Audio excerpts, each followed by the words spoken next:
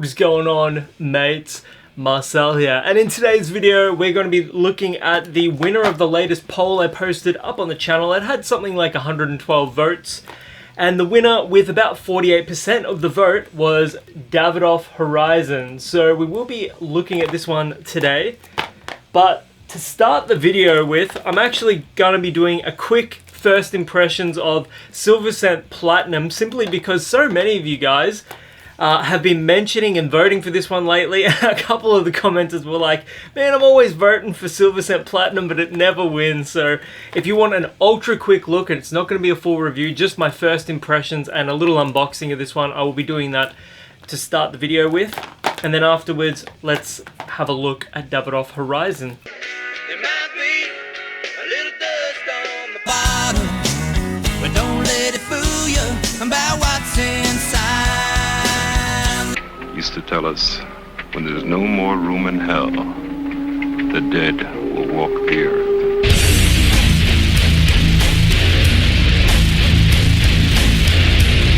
Welcome back. I have my bottle of Silver Cent Platinum here, and I will be comparing it with Silver Cent the OG.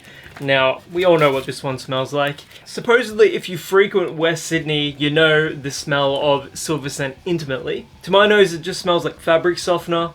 It's a little woody, aromatic, but there's something about it that I really enjoy, and it's great for compliments. Surprisingly, this one seems pretty popular with people under the age of 25, which blows my bloody mind considering the way this one smells. It does smell old-fashioned, but it is affordable, under $40 Australian for a bottle, and the performance is, look, it sort of reminds me of Yo Pom in terms of the performance. I mean, one spray of this stuff is nearly nuclear. So Silver Cent Platinum came out last year. It's a brand new fragrance. Looks pretty similar to the OG. The only difference with the packaging is that it has a glossy bottle instead of a matte finish bottle, and the Silver Cent font is larger as well. Here are the two bottles side by side. Reminds me of Silver Cent Infinite Silver. Let's have a smell. Super solid atomizer. Whew, this one is strong.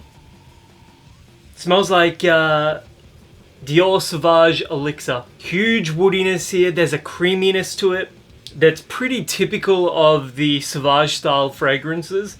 But I've got to say, for the price, and I paid at Chemist Warehouse $29.99 for it, it's very strong.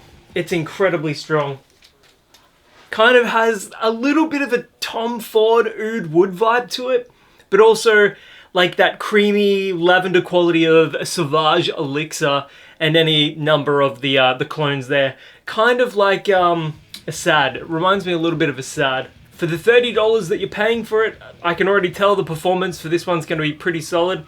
Smells pretty nice. So if you're after a heavy-hitting $30 contender, look no further than Silver Cent Platinum.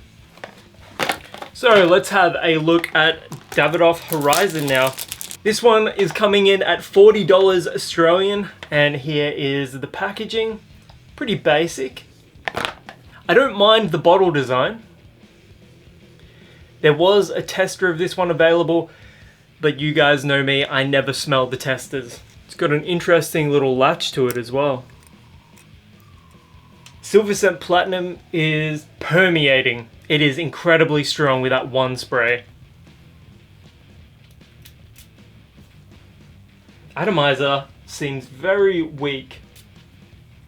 Whew. Citrus, lemon up top with a heaping dose of woody spiciness, but it's like fresh, woody, spicy with citrus up the top. Sophisticated, smart, elegant, in a way that Silver Cent Platinum is kind of like being bludgeoned over the head with the notes. This one's a little more elegant. It actually reminds me a little bit of Quorum Silver. And I also get a little bit of a whiff of Davidoff Champion as well. And I've often seen people say Davidoff Champion is a terrible smelling fragrance, and I just don't know in what world that's the case. I'm actually going to go get my bottle of Davidoff Champion. I'm going to compare it to it. So here is Davidoff Champion, and I get it, the bottle design is kind of cringeworthy. Look at that. Pump and iron with a fragrance. And most of the weight is in the huge cap. It is a little similar. Champion is a little more aromatic.